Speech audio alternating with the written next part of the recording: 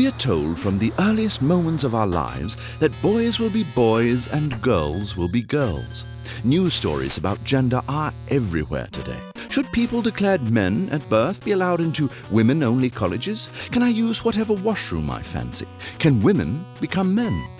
According to American philosopher Judith Butler, these conversations miss an important point. Gender is a lot messier than we'd like to think. Gender is a sort of script that society expects us to act out. Women have long hair, they wear bikinis, they walk and talk, they even sit like women.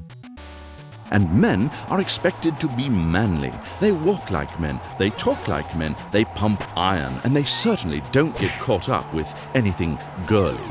Even 100 years ago, it was perfectly normal for women to have body hair and boys to wear pink dresses.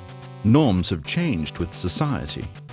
Society assumes that girls act like girls because of hormones or because their brains are just different. But these gender roles are, according to Butler, determined by society. From the moment the doctor declares it's a girl, we're expected and compelled to act like our gender. Girls are supposed to play with purple ponies and dolls, while boys get spaceships and G.I. Joes. Gender is the narrative we ascribe to anatomy, and there's plenty of people who don't fit into either category. Our ideal man and woman are fictions, and they're constantly breaking down. We know of women who prefer swords and sports, and men who prefer dresses and poetry. For Butler, gender is performative. We act it out every day in our mannerisms, our speech, and our thoughts. And when we act it out, we're not just putting on a show. We're consolidating and actively constructing these gender identities. Gender is not just an identity, it's a ritual. If gender is performative, then perhaps our best course of action is to refuse to perform differently, or even laugh at it.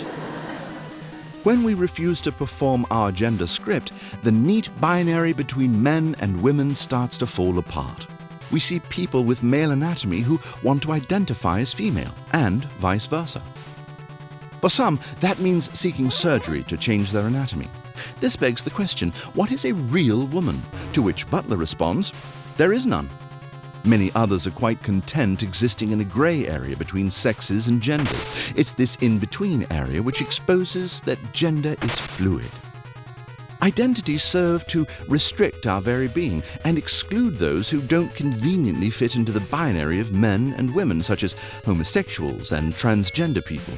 So the question is not can boys act like girls, but, as Butler may ask, should the category of boys and girls even exist? Hello, dear viewer. Have you ever heard of Stephen King's It? Well, not only is it awesome, but maybe there's a movie in the works. I don't know, it's kind of shaky. Anyway, you can stay ahead of the curve by visiting our sponsors at Audible and listen to the book before the movie comes out. And if you go to audible.com/8bit, they'll give you an audiobook for free. They have over 180,000 titles to choose from. So if you can't find anything to pick up, well, they need to stop being so picky. As Los Angelinos who are always stuck in soul-crushing traffic, Audible is a great way for us at Wisecrack to stay on top of our reading, and more importantly, stay sane. Audible's been great for us, and it'll probably be great for you too. So go to audible.com/8bit and claim what is rightfully yours. Thanks again for watching, beloved viewer.